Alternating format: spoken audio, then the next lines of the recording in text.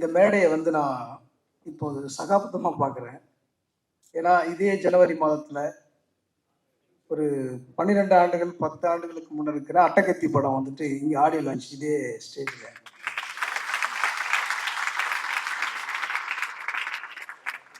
அது என்னன்னா, ஏதோ ஒரு ப்ரொடியூசர் நம்ம நல்லா விரும்பக்கூடிய சகோதரர், ஒரு அண்ணன் தம்பி மாதிரி பழகக்கூடிய அண்ணன் தம்பியா வாழ்ந்த கல்லூரியிலிருந்து நட்பு பாராட்டி வந்த ஒரு சகோதரர் இயக்குனரா ஏதோ ஒரு ப்ரொடியூசர் பேர்ல இயக்குனரா டைரக்டர் ரஞ்சித் அப்படின்னு இந்த ஸ்கிரீன்ல பார்த்தேன். இப்போ அதே இயக்குனர் ரஞ்சித் இன்னைக்கு தமிழ் சினிமாவை வேற ஒரு தளத்துக்கு நகர்த்தி சென்று தன்னை ஒரு ப்ரொடியூசராகவும் நிலைநிறுத்தி கொண்டு, தயாரிப்பாளர் ரஞ்சித் அங்க இயக்குனரா ஜெயக்குமார் பேர் வரும்பொழுது இதை என்னால் எமோஷனலாக பார்த்தேன். ஏன்னா இப்போ நானும் ரஞ்சித் ஆக்சுவலாக பார்த்தீங்கன்னா வெளியில் ரஞ்சித் நானும் நண்பர்கள் அப்படின்னு தான் நிறைய திரைப்படம் தெரியும். ஆனால் ஜெயக்குமார் தான் ரஞ்சித்தோட ரொம்ப நெருங்கிய காதலன் மாதிரி அவங்க இருவர் 3 பேர். ஆக்சுவலாக தினகர், ஜெயக்குமார், ரஞ்சித், இவங்க 3 பேரும் வந்துட்டு காதலர்கள் மேலே தான் சுற்றிட்டு இருப்பாங்க கல்லூரியில். இப்படி ஒரு நண்பனுக்கு அந்த கல்லூரி கால நட்பு இப்படியா ஒரு சமூகத்துல வேற ஒரு தளத்துக்கு சமூகம் பயன்பெறுவதற்கு இயக்குனர் ஜெயக்குமார், தயாரிப்பாளர் ரஞ்சித் அப்படின்னு பார்க்கும்பொழுது எனக்கு உண்மையிலே பெருமையா இருந்தது. இந்த மேடை இந்த மொமெண்ட் எனக்கு வந்துட்டு பெரிய வரலாற்றுல ஒரு முக்கியமான நிகழ்வா நான் அதை பார்க்கிறேன். நாளைக்கு ஜெயக்குமார் நாளைக்கு இதே இடத்துல வரலாம், இதே மாதிரி ஒரு விஷயத்த பண்ணலாம்.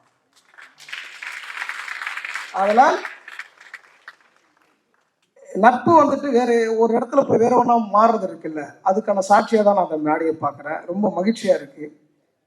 அதை தாண்டி ஜெயக்குமாரை பற்றி இங்கே சொல்லணும்னா ரொம்ப அக்ரெசிவான ஒரு வார்த்தை சொன்னான் கலையரசன். ஆக்சுவலாக அந்த அக்ரெசிவ்ன்றது எப்படின்னா அன்பா இருக்கும், வேற மாதிரி இருக்காது, அன்பா இருக்கும், அது ஒரு ஒர்க்காக இருக்கும். இப்படி தான் இருக்கும் அவருடைய அக்ரெசிவ். ரொம்ப ஒரு வேலையை எடுத்துக்கினா அதில் வந்து ரொம்ப நேர்த்தி, அதாவது நேர்த்தியினுடைய உச்சபட்சத்துக்கு போய் நின்று பார்ப்பார். சார்பட்டாவில் வந்துட்டு ஆக்சுவலாக ஆர்ட் டிபார்ட்மெண்ட் பார்க்குற ஒரு ஆளா ஜெயக்குமார் இருந்தார். எனக்கு சார்பட்டா படத்துல இப்படியான ஒரு பேர் அப்படி வந்துச்சுன்னா அதுக்கு ஜெயக்குமார் மிக முக்கிய காரணம்.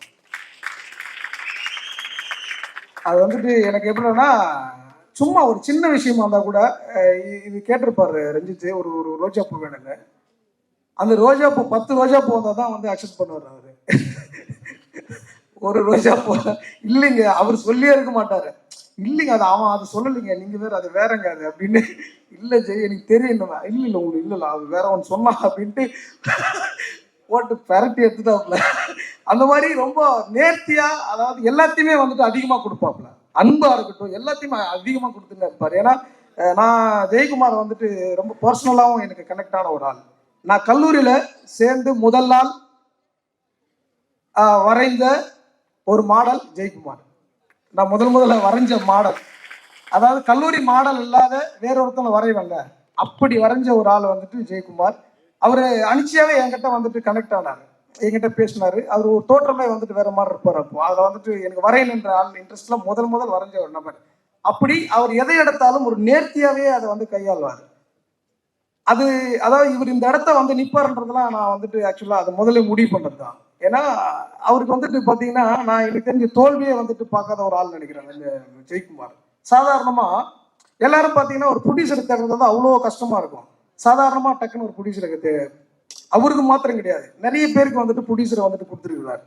அந்த மாதிரி ஒரு ஆளு. அவருக்கு வந்துட்டு இந்த வெற்றி என்பது வந்துட்டு எல்லா இடத்துலையும், ஏன்னா வெற்றி சுலபமா வருதுன்றது அதுக்கு பேர் சுலபம் கிடையாது, பின்னாடி அவர் அவ்வளவு பர்ஃபெக்ஷனா இருக்கிறார்ன்ற அர்த்தம். அதனால் அவருக்கு இந்த வெற்றி எளிதாக கிடைத்து விட்டது. இன்னும் சில எந்த விஷயம் கிடைத்தாலும் அதை எளிதாக அட்டன் பண்றாரு அவர். ஏன்னா அதில் அவ்வளோ ப்ரொஃபஷனலாக அவ்வளோ நேர்த்தியா இருக்கிறாரு. அவருக்கு என்னுடைய மனமார்ந்த வாழ்த்துக்கள். அதுக்கப்புறம் அந்த படத்தோட கதையாசிரியர் கூட கதையில் ஒர்க் பண்ண தமிழ் பிரபா வந்துட்டு இன்னைக்கு தமிழ் சினிமாக்கள் இருக்கிற இயக்குநர்கள் தேடப்படக்கூடிய எழுத்தாளர்கள்ல கதையாசிரியர்களை மிக முக்கியமான கதாசிரியர் இன்னைக்கு இருந்துட்டு இருக்கிறாரு. அவருக்கு என்னுடைய மனமார்ந்த வாழ்த்துக்கள். உமாதேவி வந்து அதே மாதிரி இங்க சொன்னாரு, இந்த தொகுத்து வழங்கக்கூடிய தொகுப்பாளர் வந்துட்டு உமாதேவி பற்றி சொன்னாரு. அது இன்னைக்கு வந்துட்டு தமிழ்ல வந்துட்டு ஒரு எப்படி சொல்றோம், மனித மனங்கள் என்பது இன்னைக்கு இருக்கிற எளிய மனிதர்களுடைய வாழ்க்கையை கொண்டாட்டமாக அது அழகான தமிழில் இன்னைக்கு கடத்தக்கூடிய அறிவு உமாதேவி கிட்ட இருக்கு. அவர் எல்லா படங்களுக்கும் மிக நேர்த்தியாக எழுதி கொண்டு வருகிறார்.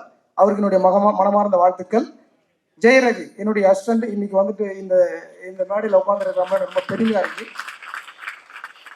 அவனும் வந்துட்டு கொஞ்சம் ஒர்க்கில் வந்துட்டு ரொம்ப நேர்த்தியாக பண்ணக்கூடிய ஆள். அதாவது ஒர்க்குன்னு எப்பயுமே வந்து நான் அவனை நிறைய டைம் வந்து திட்டிருக்கேன், இது பண்ணிருக்கேன், எல்லாமே இந்த மேடைக்காக தான்றதை நான் இந்த இடத்த வந்துட்டு அவனுக்கு நான் சொல்லிக்கிறேன். என்னுடைய மனமார்ந்த வாழ்த்துக்கள் இந்த படக்குழுவினருக்கும் தயாரிப்பாளர் அனைவருக்கும் என்னுடைய வாழ்த்துக்கள். நன்றி நன்றி நன்றி.